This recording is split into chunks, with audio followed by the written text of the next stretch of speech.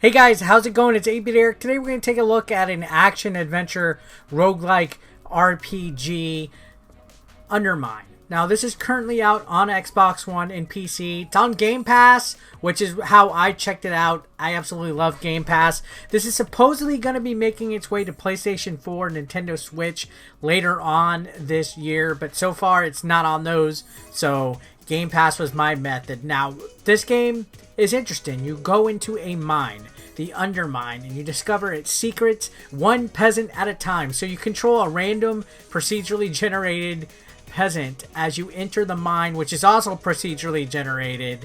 And there's a blend of combat and dungeon crawling in it with RPG-like progression. So as you mine, you get gold, you get different power-ups and stuff like that. But once you die, certain parts of your equipment, your accessories, your gold are taken away. So it does have like a little bit of a permadeath vibe. You start over with a brand new character, and from this point you're actually able to go and upgrade. There's like a blacksmith when you unlock him, a different person, like different types of vendors you'll find scattered throughout the Undermine, and they'll be able to provide certain upgrades that can actually stay with your character. So the trick with this, just like any other roguelike, is the more that you play, the more that you die, the more options you'll have in order to upgrade your character to make them a lot stronger the further that you play. So you'll be able to progress a little bit more at a time. So there is a high degree of challenge in this game,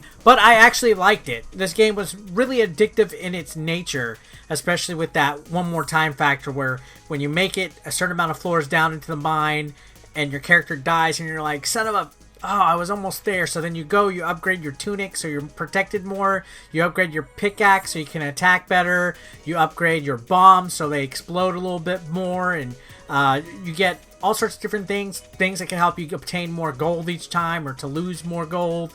And it just becomes kind of a fun little grind. At no point did I feel tired of it or annoyed. I was not like, oh, that was so cheap. But it does take some playing through. Do not think that you're going to be able to play this on one go and be able to get through it quite a bit. So there's a lot of stuff in here. There's potions, relics, different items, curses even. You can get cursed, like certain items that have a curse that provide you something in exchange for sacrificing something else. So there is quite a bit of replay value. The fact that it's also procedurally generated on top of that, it's like an ever-shifting, like never-ending dungeon that changes every single time you play. It makes it a lot more interesting. It keeps you on your toes for sure.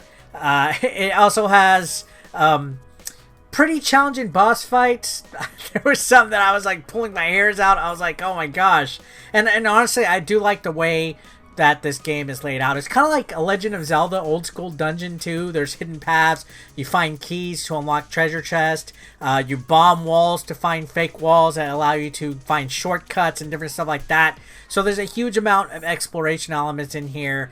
And then on top of that, you rescue different characters and stuff that can help provide you new stuff. Honestly, I like it. I had a lot of fun. There's also additional modes that open up once you do complete the main campaign that add a little bit more replay value to it and completionism.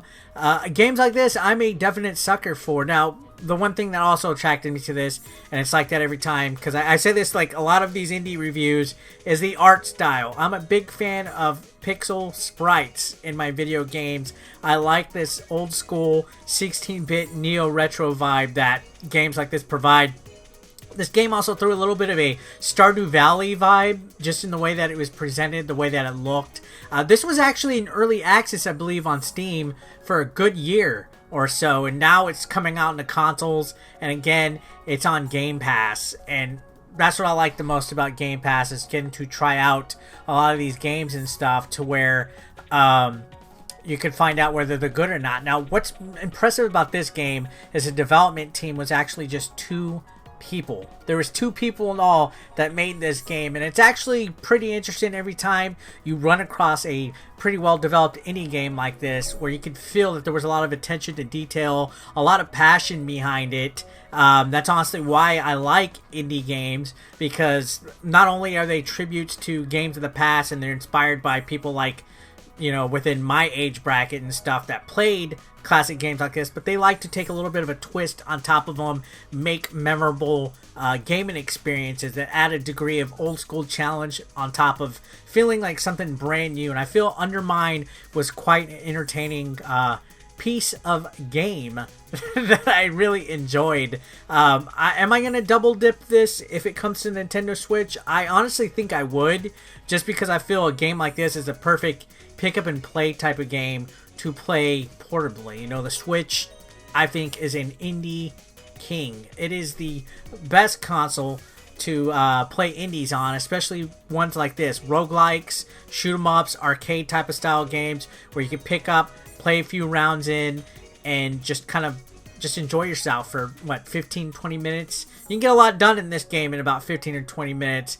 So I think it's a perfect game for that. I have no idea when the release date window for the Nintendo Switch game is, but in the meantime, the other indie powerhouse is Game Pass. I think Game Pass is spectacular for games like this.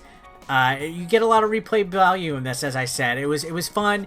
Each time I would make it a little bit further into the dungeon, come across a boss, I would die.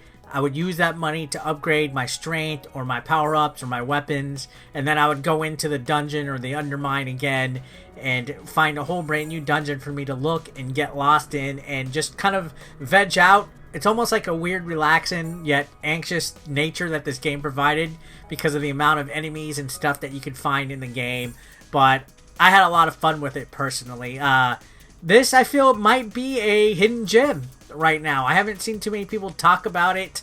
Then again, it's not out on the Switch yet. I'm sure once that happens, everybody's going to be plugging this game on the Nintendo Switch. But again, I think this might be an indie hidden gem here because of how quick the gameplay is, how easy it is to pick up and play, how beautiful it looks, the charm behind it, the roguelike mechanics give it that replay value.